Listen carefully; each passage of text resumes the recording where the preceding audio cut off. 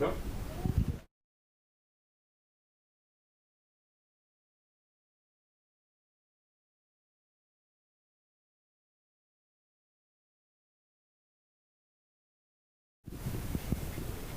Go ahead. Okay, welcome everyone. Glad to see you came. Hope you found a parking spot. Tonight we have Eliot Quataert. I know you're going to Quataert, Professor of Astrophysics and a Charles A. Young Professor of Astronomy at Princeton University. He enjoys researching objects like stars, of course, black holes, accretion disks, plasma astrophysics, and galaxy formation. And he's here to talk about black holes. So please welcome our guest.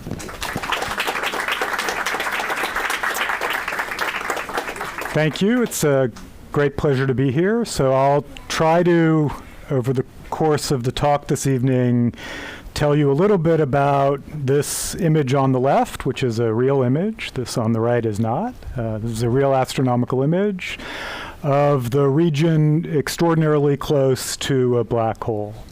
And in doing this, I'll try to give you a little bit of a perspective on what black holes are, how we think about them as physicists, and then how we go about finding them as astronomers.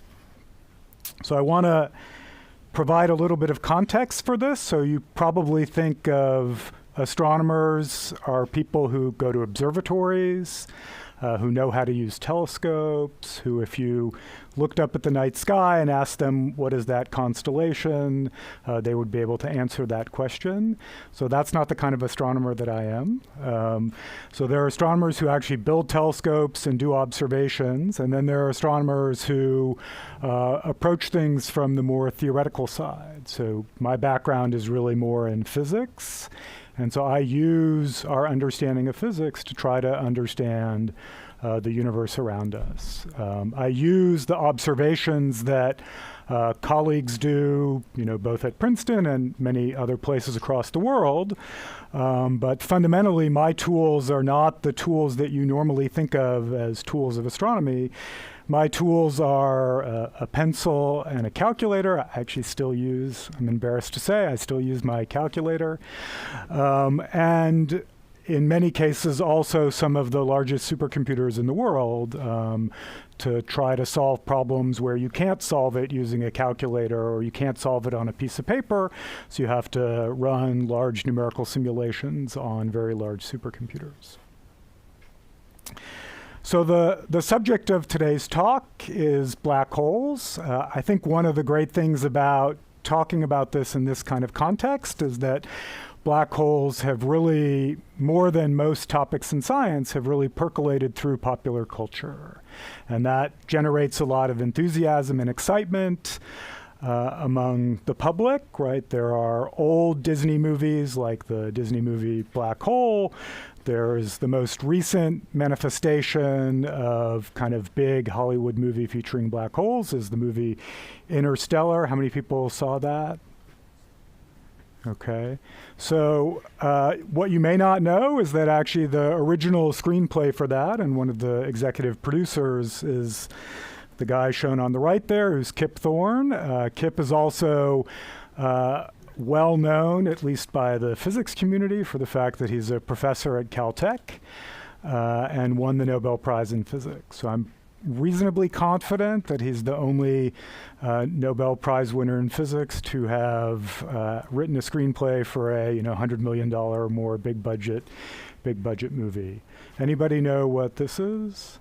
This is usually the answer is nobody knows what this is. This is actually a graphic novel that has nothing to do with black holes. So I'm not quite sure why the title was chosen, but that is actually the title of it. So just to give you a sense of how much black holes have made it through popular culture, so if you go to Amazon and you type in black hole, you get 101,844 results as of the time when I did this. And a number of them are actually very good. So this is that graphic novel. This is the Disney movie. This is a book by Neil deGrasse Tyson, Death by Black Holes. We can talk later about how you would or wouldn't die as you fell into a black hole, if people are interested. But there's also some slightly weirder things where you wouldn't expect to find black holes on Amazon, like in the health and personal care section of Amazon. I always like to think, I don't know that this is true, this is something related to liposuction, because that at least would make some scientific sense. So I think the slight downside, I would say by far the positives outweigh the downsides of the extent to which black holes have percolated through popular culture, because it gets people excited about science, it gets them engaged with what the newest discoveries are, but it also does create, what might be some misconceptions. Shockingly, Hollywood in their depiction of the science, right, doesn't always get everything right. In fact, the story is that the final version of the screenplay that Christopher Nolan ended up settling on was very, very, very different and took more artistic licenses with the science than the original version of the screenplay that Kip wrote. That's, of course, natural. There's a kind of tension between wanting to describe things scientifically accurately and in the most aesthetically engaging way. And so part of what I'll do as we talk tonight is try to explain to you a little bit what black holes are and also what they aren't, so where there's some confusion that has made its way into popular culture. So that's part of what we'll try to do. And then the other part of what we'll try to do is to understand how it is that astronomers actually find and study black holes in the universe. So I want to start, though, with something that's a little bit simpler than black holes, which is the topic of gravity. So the story of black holes is really fundamentally tied to our understanding of gravity. And it's gravity, of course, that is holding us here on the surface of the Earth. Gravity exerts a pull between everything in the universe. All of us in this room are pulling on each other through the force of gravity. We don't feel it because the Earth is much bigger than we are, so our effect is tiny compared to that of the Earth. But in basically all objects in the universe, there's this sort of give and tug between gravity pulling inwards on things and something else pushing back out, stopping gravity from winning and causing every object in the universe to collapse in on itself. So in the case of a star like the sun, by the way, you can see here, so these are these flares, these regions that are erupting off the surface of the sun that we were talking about. You can see the mottled appearance here on the surface. That's, again, this boiling motion on the surface of the sun. But in the case of the sun, what is actually pushing back and stopping gravity from causing the sun to collapse in on itself is the fact that the inner part of the sun is much hotter than the outer part of the sun. And that inner part of the sun being hotter actually pushes out and keeps gravity at bay, at least as long as the inner part of the sun can stay hot, which is for another 4.5 billion years or so due to nuclear fusion in the core of the sun. So the existence of something pushing out, stopping gravity from causing things to collapse in on themselves, this is true for all objects in the solar system, right? It's true for the Earth, it's true for Jupiter, it's true for a rock. In the case of a rock, it's just that it's a solid, right? So it's the fact that it's a solid that keeps it from collapsing under itself due to gravity. So this basic physics was known in the time of Newton. This is really the physics that Newton elucidated for us. That's not good. Good. That is good. But actually at the time of Newton as well, it was realized that you could escape the gravitational clutches of an object. Right, if sitting here on the Earth, if I throw, I'm not going to throw my phone up, right, if I threw a ball up and I threw it slowly, it would go up a little bit and then it would come back down. If I threw the ball faster, it would go further up and then it would come back down.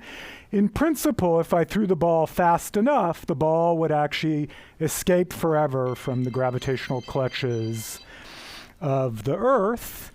I would have to throw that ball at about 27,000 miles an hour, so that's obviously not something I can actually do with my hand.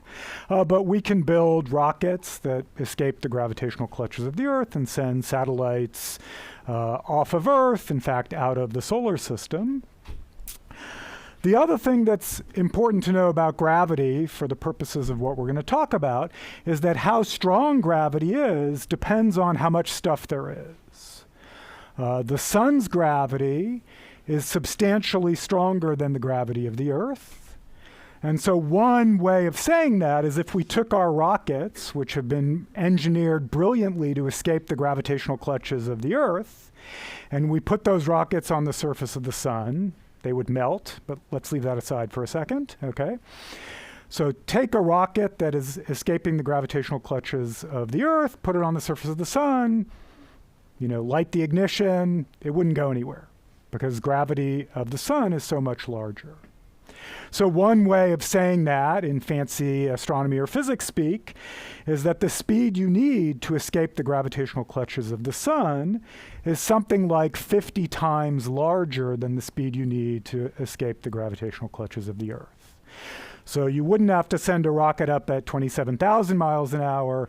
You'd have to send it up at something more like 1,000,000 miles an hour to escape the gravitational clutches of the sun.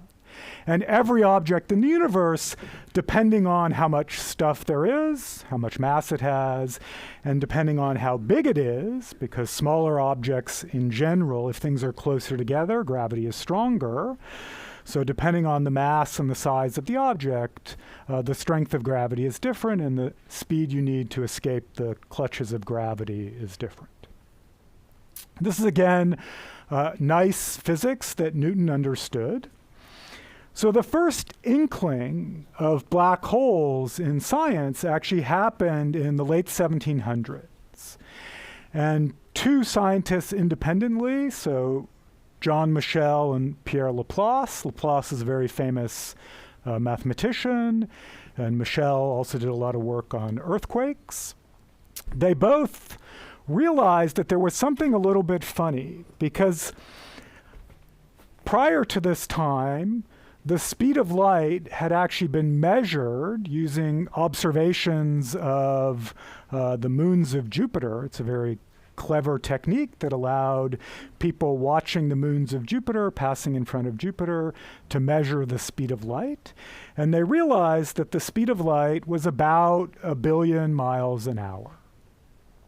And just to give you a sense, what that means is for light bouncing around in this room, it takes it like 1/1000th of a second to travel across the room, or 10 billionths of a second, more precisely, to travel across the room. So we don't notice that light has a finite speed in our everyday experience because it's so extraordinarily fast. But there is a finite speed to how light travels as it travels from any astronomical object to us, or from the lights in this room to our eyes. So what Michel and Laplace did is they had this really remarkable, extraordinary insight. And I have to say, as a scientist, you hope that once in your career you might have an insight as brilliant as this one, and frankly, most of us don't, right? This is way up there on the scale of brilliant insights. They asked actually a seemingly simple question, which is what would happen if you took a star that was so small that its escape speed, the speed you need to escape its gravitational clutches, was bigger than the speed of light. That would be a star you couldn't see. And so they called these dark stars. And that basically was the original idea of black holes. They even calculated how big something would have to be one of these dark stars / black holes. So they calculated that if you took the entire Earth, you would have to shrink the Earth down to about 1 inch across, so about the size of a marble, in order for the gravity of the then much smaller Earth to be so large that not even light would be able to escape from that object. Or if you took the sun, you'd have to take the mass of the sun and shrink it into a region that's basically the size of a city, a few miles across, in order to have one of these dark stars or black holes.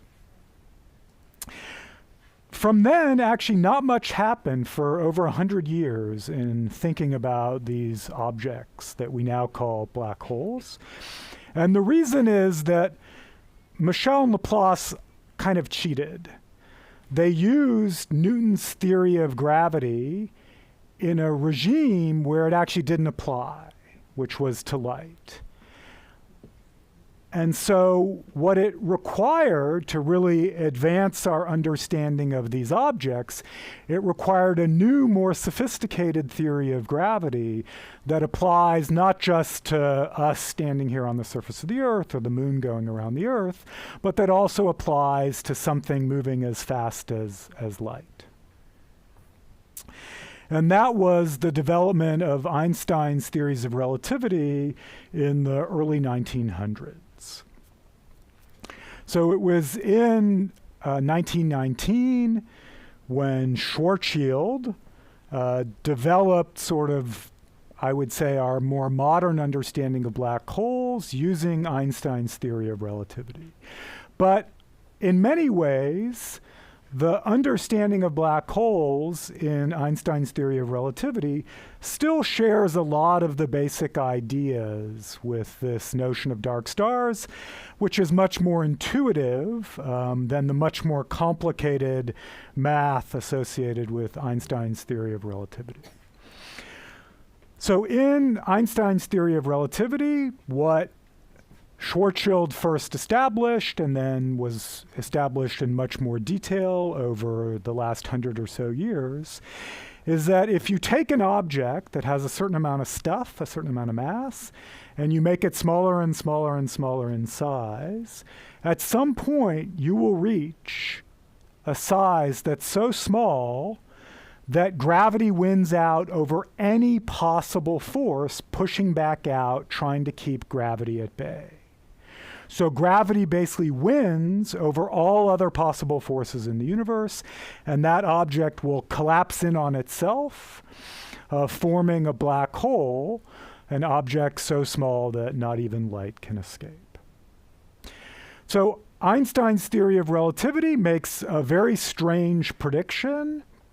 It makes the prediction, actually, that in a black hole, there's nothing at what we call the radius of the black hole, the event horizon. This radius, I estimated how big would something be such that light couldn't even escape the gravitational clutches of that object. Einstein's theory predicts that because gravity wins, there's nothing at the event horizon. Everything is crushed to the very center. The event horizon is really just the point of no return. If you're inside the event horizon, nothing can get out, moving at less than the speed of light. If you're outside the event horizon, in principle, if you have a big enough rocket engine, you can escape and get away to arbitrarily far away. The other thing about Einstein's theories of relativity is that they've taught us, and this is consistent with all the experiments that have ever been done, is that nothing can move faster than the speed of light. And so the implication then is that inside the event horizon, it really is this point of no return, where no information, nothing can get out from inside the event horizon to a distance further away. This point at the very center we call the singularity. It's basically a place where Einstein's theories break down. They sort of predict their own demise because they predict something that doesn't totally make sense. They tell us that inside a black hole, everything gets crushed to the very center, but then it gets so hot and so dense that we don't even have the physics to describe what happens in this region. And that's part of the reason that the physics community is so interested and so excited about black holes, is that we think that in understanding the true nature of what happens to matter at the center of a black hole, we'll figure out something about the basic nature of matter that we don't understand today. From an astronomer's point of view, though, we're mostly interested in things that we can see, that we can get light from. right? So we're actually not all that interested in what's going on inside the event horizon because nothing can get out from there. Okay, so that's sort of the rough idea in Newton's theory, and then with a few Einsteinian wrinkles of what we think that black holes are. So what are they not? This idea that inside the event horizon, everything is inevitably crushed to the very center and can't get out, that, I think, has led to sort of the single biggest misconception about black holes, which is that they're something like what is illustrated in the cartoon on the right. They're basically a cosmic vacuum cleaner, and that after this talk, you're going to go home and worry about whether we here on Earth, or maybe just you in your house, right, are going to get sucked up by a black hole. And that's not something you have to worry about. Far away from a black hole, Newton's theory of gravity is basically right. So what does that mean? The Earth orbiting around the sun doesn't get sucked into the sun by the gravity of the sun. It just orbits around the sun. And so if you're far away from a black hole, you could happily orbit around the black hole. It's only when you get near the event horizon that gravity gets so extreme and so different from our Newtonian ideas of gravity that everything, if you get inside the event horizon, inevitably ends up at the center. And so just to sort of stress this point, if you took the sun at the center of the solar system and you got rid of it and you put in its place a black hole that had exactly the same mass as the sun, then nothing about gravity in the solar system would change. So the orbit of the Earth and Jupiter and the asteroids and the moon and everything would be the same. Okay. So the only thing that would change is you would turn off the source of light and heat at the center of the solar system. So it'd be very bad from a sort of practical staying warm on the surface of the Earth point of view. But from gravity's point of view, nothing really would have changed. Okay. So we've now sort of understood that black holes are these objects where if you're far away, they sort of behave in terms of gravity like any other object that has the same mass. And nothing can get out from inside their event horizon. Light can't get out from them. And so that makes it seem like it's an extremely difficult object to find. It doesn't produce any light. And if you're far away from it, it sort of looks like anything else that has the same amount of mass. So how can you figure out what it really is? So that sort of leads us to the more astronomical question, which is now that we've understood that what these objects are, as predicted by Michel, Laplace, and really later Einstein, how do we actually go about finding black holes in nature? And this is a distinct question, right? Because physicists, like myself, who don't actually observe things on their own, we're very creative. So we can come up with lots of ideas of cool things that could exist out there in the universe, and most of them are wrong, and those things don't actually exist out there in the universe. So every time you hear some cool idea of maybe this crazy thing like a black hole exists out there in the universe, well, you have to find a way of testing that theory and finding observations to see whether it's right or not. And so the question is, how would you actually go about finding black holes as we've just described them? So it's a lot harder than suggested by the picture on the right. The cartoon at the bottom says it's black and it looks like a hole. I'd say it's a black hole. That unfortunately doesn't work. So does anybody have a guess on the right here? So the right is a real picture of a patch of the sky. So you see a bunch of stars, and then there's this dark region where it seems like there's nothing. That seems like a good candidate for a black hole. Anybody have a guess what that is? Not dark matter. Is it like a shadow of an object? Yeah, great. So it's a shadow of an object. What it is there is it's basically like a cloud out there in the galaxy, and the cloud is blocking all the light of the stars behind it. and so you can't see the light of all the stars behind it. And there's not enough stars nearby that we can see the light from the stars nearby, because this object is pretty close to us. Okay. So unfortunately, finding black holes is a lot harder than simply looking for regions where there's not much light coming in the sky. And in fact, we have a variety of different ways of finding black holes out in the universe. The one that I'm going to focus on is also, at first glance, extremely surprising given everything I've told you about black holes. So the way we're going to find black holes in this talk and study them is because black holes actually produce some of the most dramatic and brightest sources of light out there in the universe. So that sounds wrong, because remember, black holes are defined by objects where nothing can get out from inside the event horizon, and that's true. The light that we see from near black holes is stuff that's a little bit outside the event horizon, not from inside the event horizon.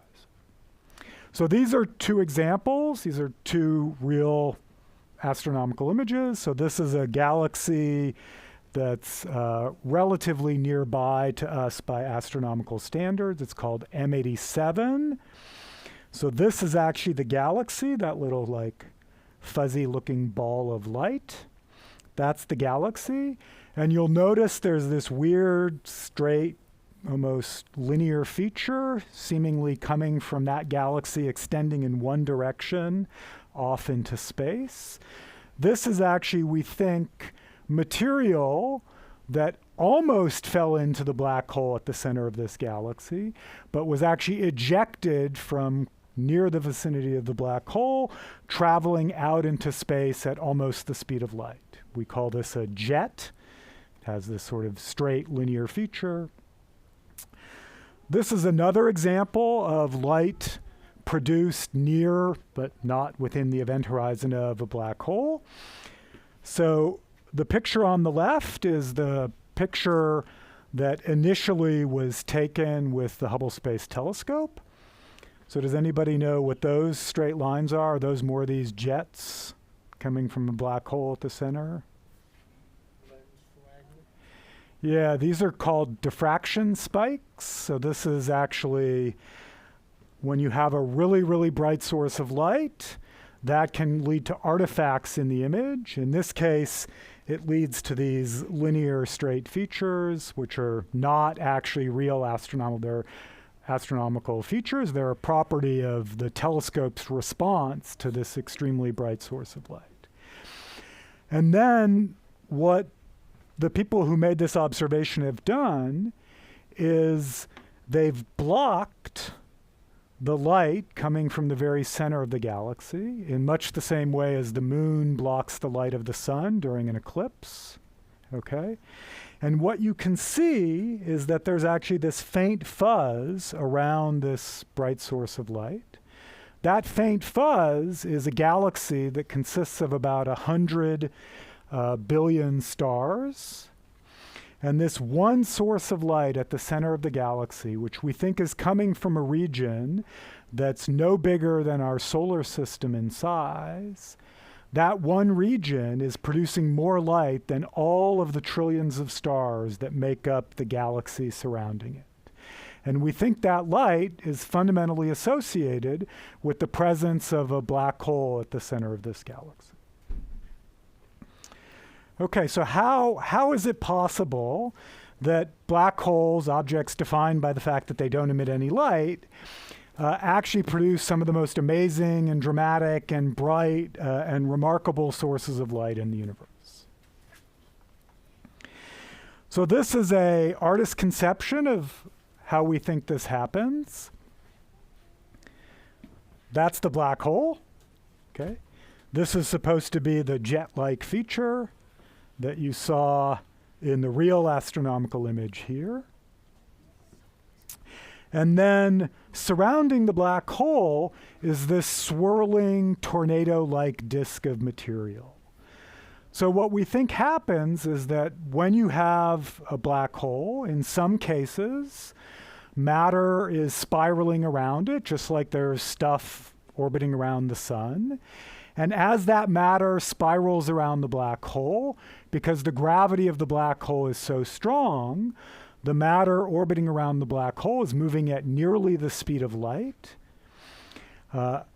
The material closer to the black hole is moving faster than the material further away from the black hole, just because gravity is stronger when you're closer to the black hole than when you're further away.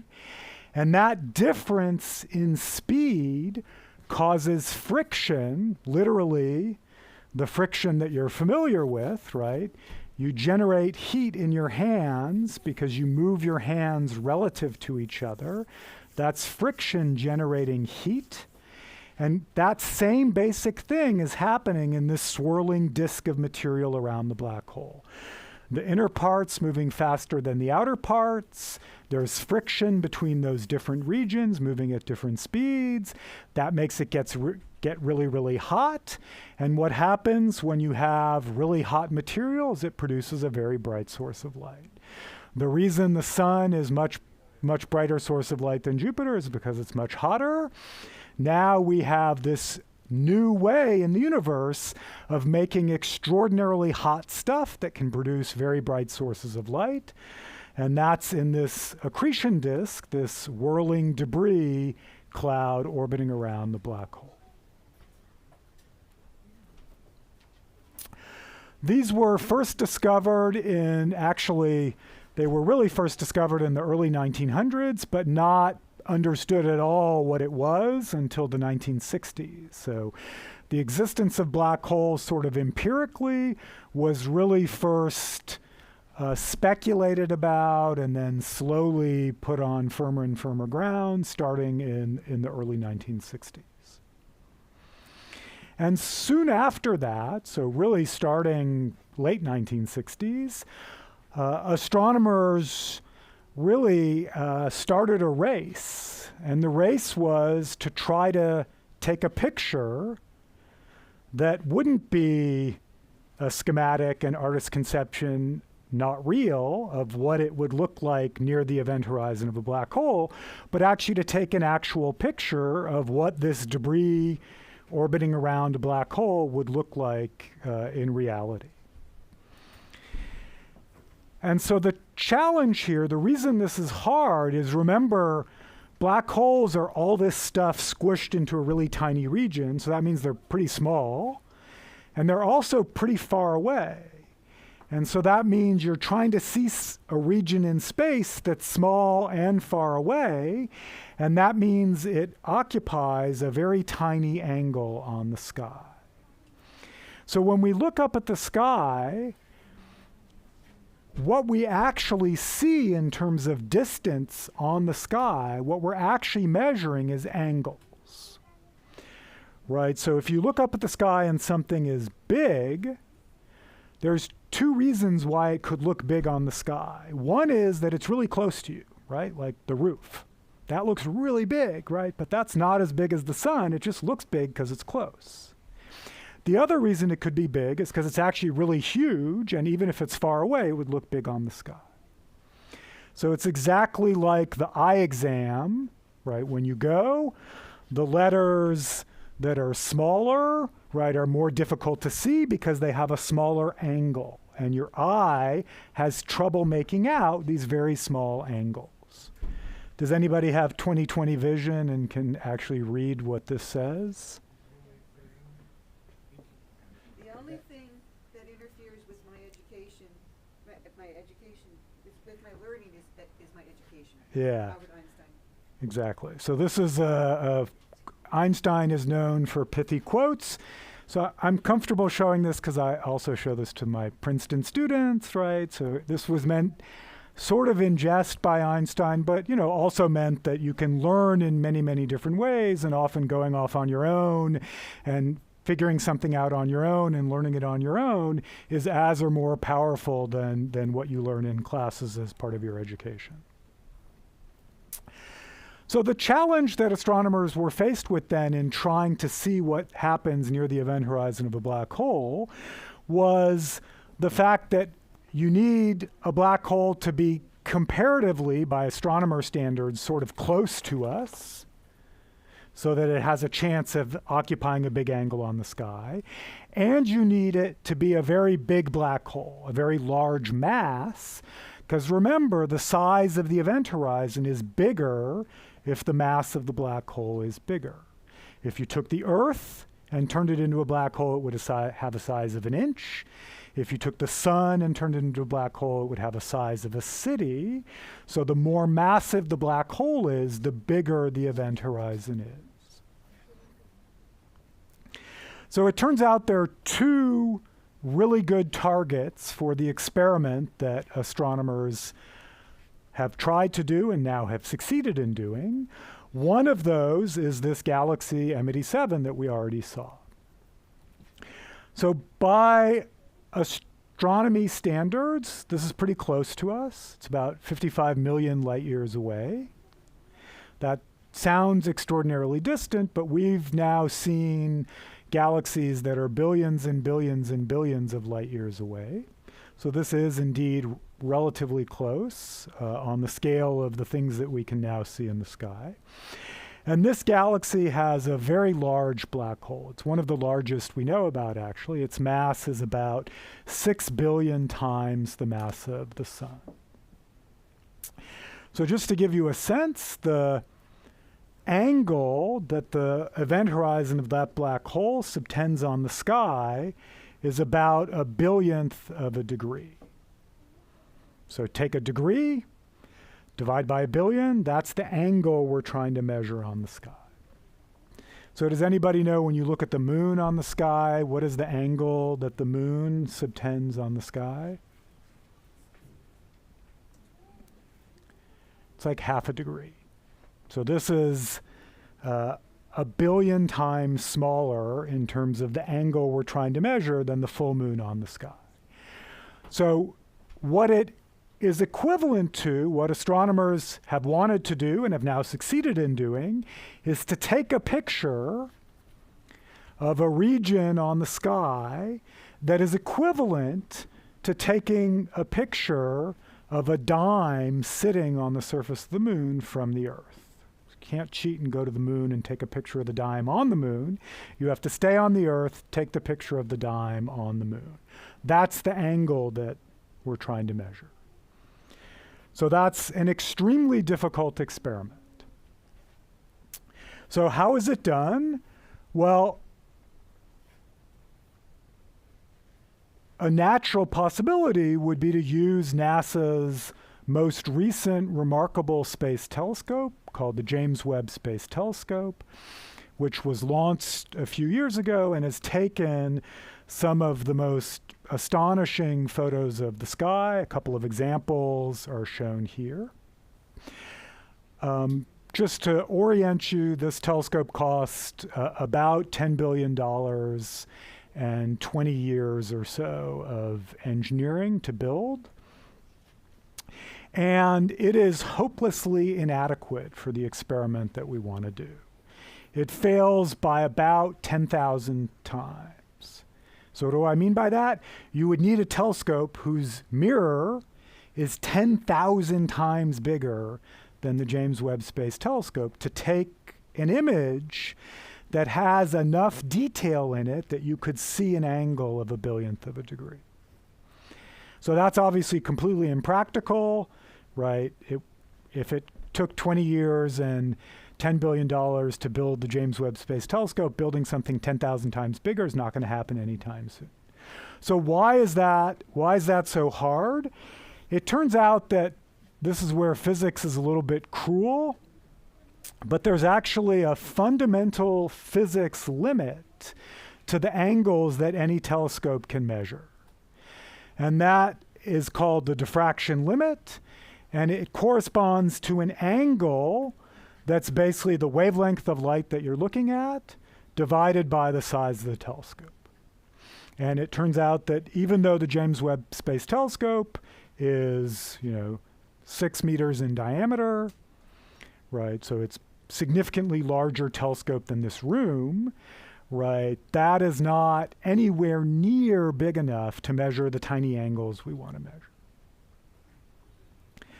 So this makes it sound obviously kind of hopeless to do this experiment, but there's an extraordinarily clever technique that astronomers first started to develop also in the 1960s that has this sort of complicated long name. It's called interferometry. And the trick is basically the following.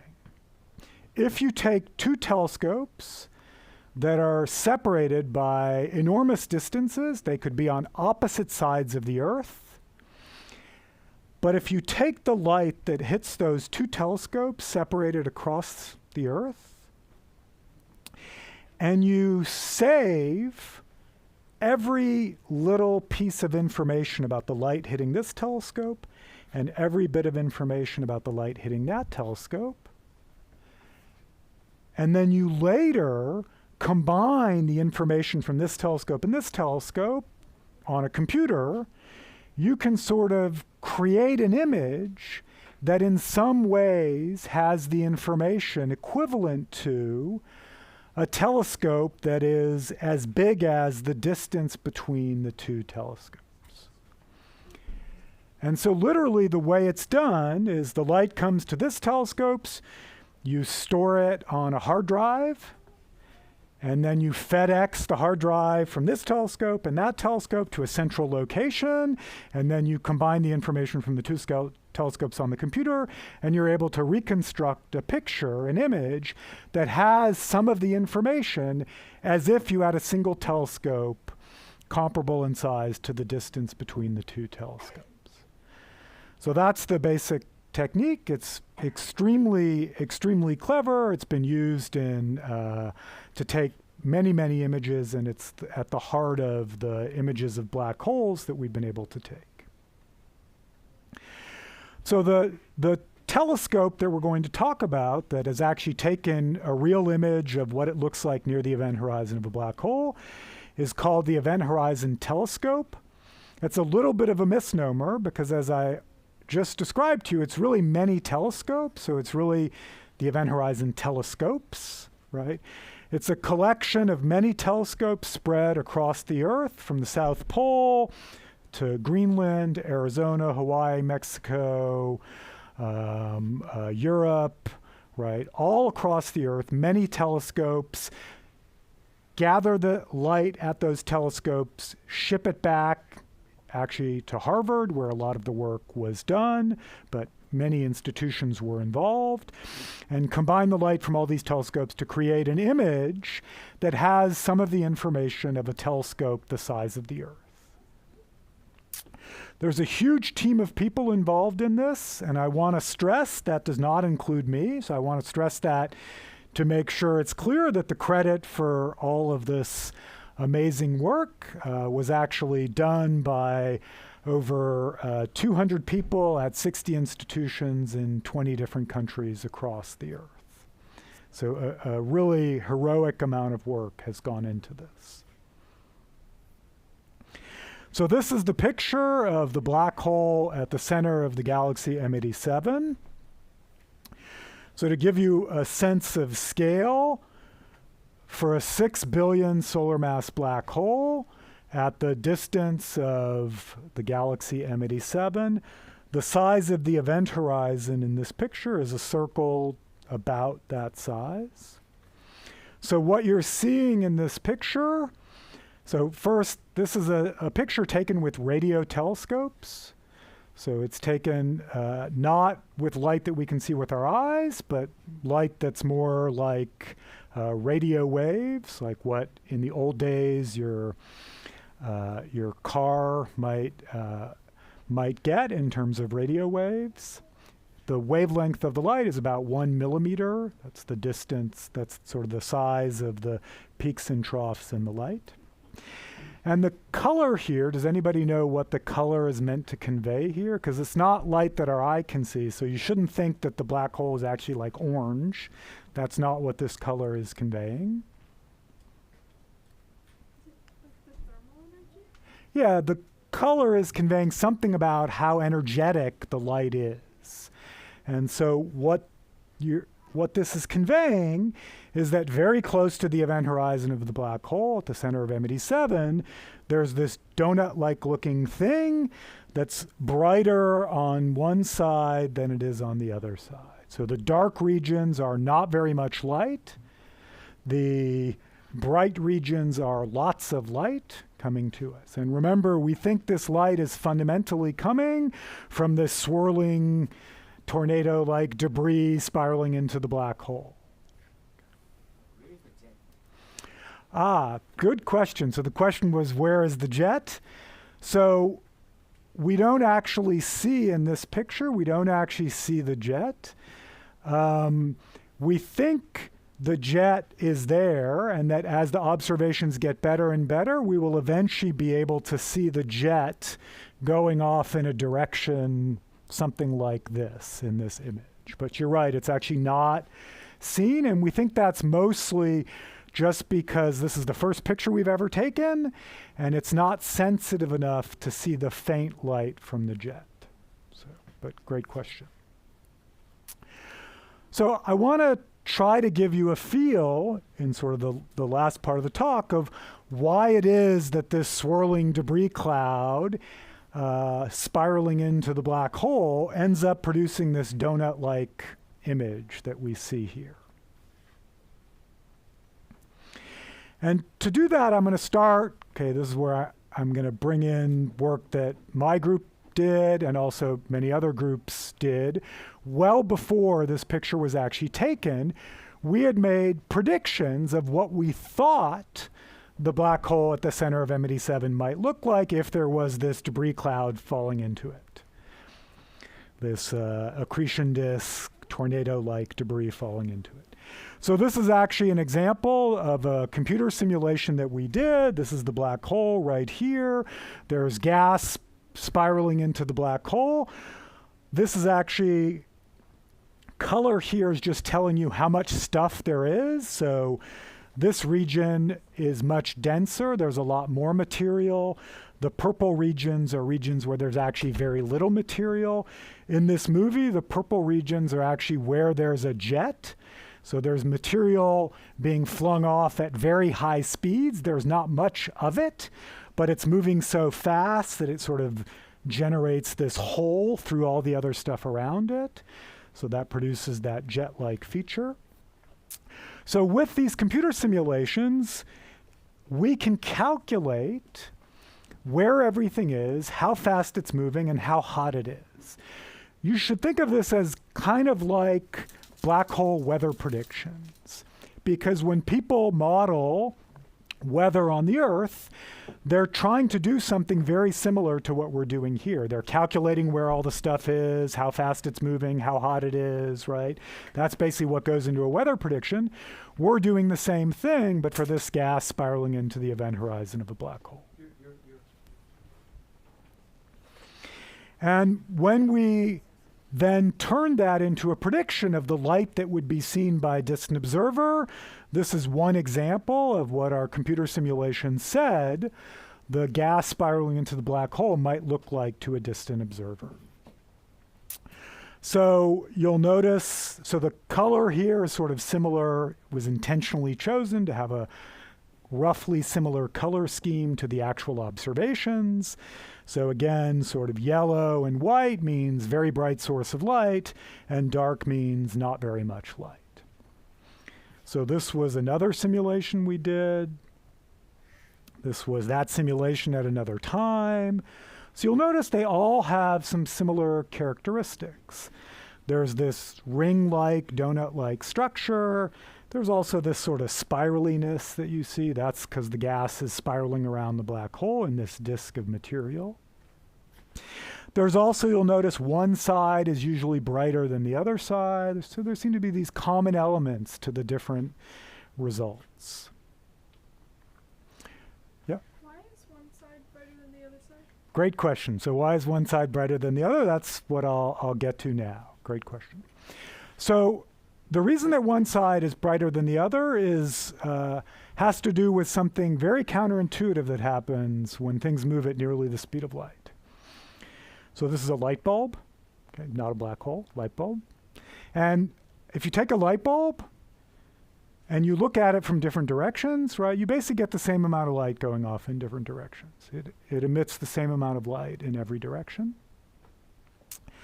It turns out, it's kind of crazy, but it's true, is that if that light bulb were moving at nearly the speed of light, let's say the light bulb is moving at nearly the speed of light in this direction, then if you were over here looking at the light bulb, so it's coming towards you, it would look much brighter than if you were over here and it's moving away from you. So the sort of word we use to describe this is that when things move at nearly the speed of light, then their light gets beamed, okay, in the direction of motion of the object. So this sounds weird, but it's actually very closely related to something you're much more familiar with.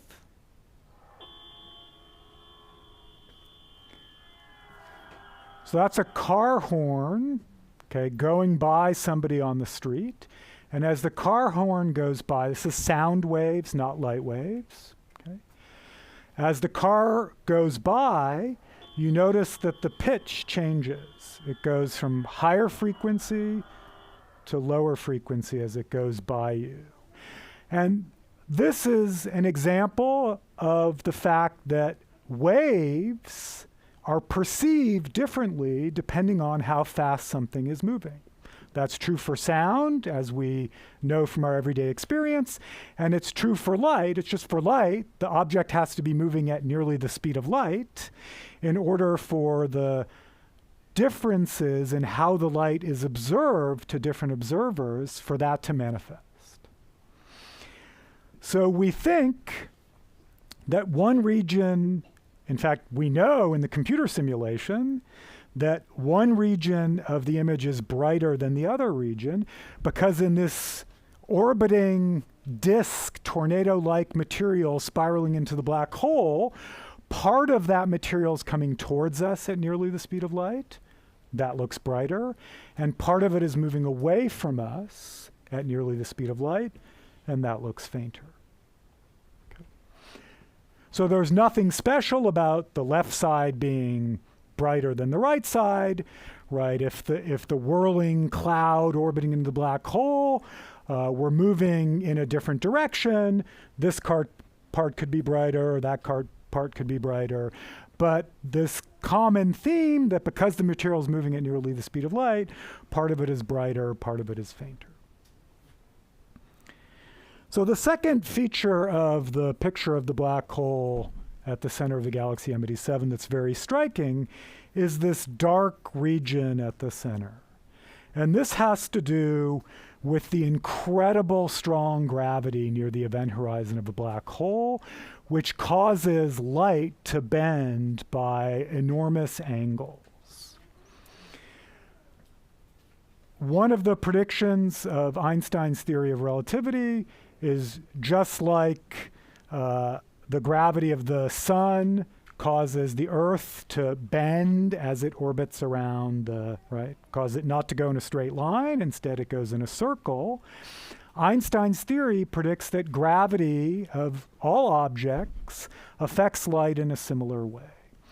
So if this is the Earth and this is the sun and this is some distant star, the light as it travels near the star is bent by a small amount by the sun. And so we think the star is actually in a slightly different place than it actually is because of this slight bending of the light by the gravity of the sun. This is actually one of the famous predictions of Einstein's theory of relativity that was verified in the early 1900s and really led to the acceptance of Einstein's theory of relativity. This is the New York Times headline at the time. Very, very different from today's New York Times headlines. I don't think the word agog has appeared in a New York Times headline for a long time. Now, This happens for the sun, it happens for the earth, technically it happens for all the light in this room. It's just normally these angles are super small because the gravity of the earth and the sun isn't strong enough to affect the movement of light very much. That's not true for a black hole. Black hole's gravity is so strong if you're near the event horizon. Remember, if you're inside the event horizon, light can't even get out. So if you're just outside the event horizon and you shoot some light off in this direction, it's actually not going to travel in that direction. It's going to be bent so much by gravity that it ends up going 90 degrees or 180 degrees different from the direction you thought it should go because of the strong bending of light by the enormous gravity of the black hole. What this does is it actually creates this dark region at the center because matter very close to the event horizon, most of the light that matter emits out into space is actually bent back around and falls into the black hole. Only a tiny bit of it can get out to a distant observer, and so you end up seeing a deficit of light from a region that's a little bit bigger than the event horizon in size because it's related to the bending of light. So this really is then an amazing astronomical image because in this one astronomical image of the black hole at the center of the galaxy M87, you see literally in the features of the image, you see directly the manifestation of Einstein's two theories of relativity. What's called his theory of special relativity, which is the theory that tells us that if you move at nearly the speed of light, the stuff coming towards you will be brighter than the stuff going away from you. And then his theory of general relativity, which tells us that the gravity of a black hole is so strong that it can cause dramatic changes in the direction of orbits of even light. And I think that's part of the reason why both the scientific community and also the popular science media were so enthralled with this image when it came out, is because it is this very visceral demonstration of these remarkable predictions of Einstein's theory of relativity. So the last thing I want to leave you with is just a perspective, actually two things. So you might have noticed that my pictures are actually a lot better than the real ones, right? My computer simulations, there's a lot more detail there. So why is, this looks a little blurrier. So that's actually because of the finite limitations of this nonetheless extraordinary experimental effort to take the picture of the region around the black hole. So the Event Horizon Telescope team did tons of computer simulations like the one that I showed you. These are some of the images of those computer simulations. I like this one because it looks sort of like a Q, like my last name. And this is then what they predicted the computer simulations would look like as viewed through their telescope. And so you can see it's basically a blurred version of this.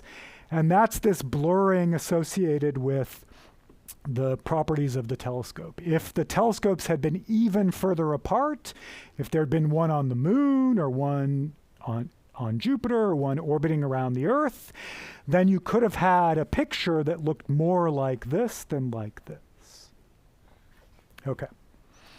So then the last perspective I want to leave you with is that I want you to think of this as not the last picture of a black hole that we'll ever have, but the first one, right? So this is the early pictures of the surface of Mars taken by Lowell, where all you can really make out is there's some dark region and there's some light region, and it was really hard to know what the surface of Mars looked like.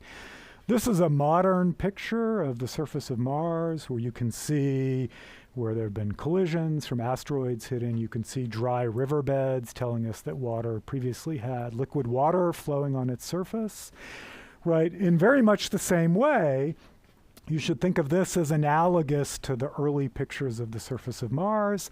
And as the observations get better and better and the telescopes improve, we will get a more and more detailed look at what the matter looks like as it's just about to fall through the event horizon of a black hole. So I'll end there and happy to answer any questions that you have. So. Is there a specific calculation to figure out like the diameter of the event horizon in a black hole? Yeah, so the question is there a specific calculation to figure out the diameter of the event horizon in a black hole? There is, so it's not an easy calculation. So in general relativity, there is this sort of point of no return. So that actually is the calculation. You say, take all the places, okay, around the black hole and ask the question, okay, if you had a laser pointer and you shined it away, could it get out to a distant observer or not? And there's this boundary within which nothing can get out, and that's the event horizon. And that's actually the calculation that's done to define the event horizon. Yep. But speaking of which, when you were saying the example of replacing the sun with a black hole, and we wouldn't fall in, how close would we have to be to fall into that? Right. So the question is, how close would we have to be to fall into the black hole? So technically, to inevitably, unavoidably, no way, given anything we know about the laws of physics, you could get away. You know, you'd have to be a few kilometers from the center, because that would be the size of the event horizon of a black hole that had a mass about the mass of the sun.